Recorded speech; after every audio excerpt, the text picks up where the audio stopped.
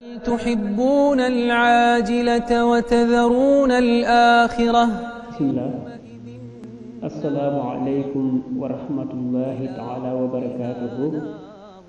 mbokki jullit yi, mbokki taalibe yi, xarit yi ak soppe yi waa daara internat Seexul Xadim Daaru Salaam ñoo leen di nuyu, di leen siyaare, di leen ñaanal jàmm sax dakk ak xéewal ak tawfiix ci barkeb Seydina Muhammad sallallahu alayhi wa sallam. di leen yëgal seen bis bu mag bu ñuy amal ci tarif alquranul karim waxe sunu borom subhanahu wa taala di yamuk 26 mai 2022 ci Daaru Salaam. programme ba nag ñi lay tëddee bu ñu xëyee ci suba gi dalal gan yi 9h ba 10h insha allah. 10h ñu tàmbali tarif alquran bi ba 14h ñu xéewlu julli door a amal waxtaan.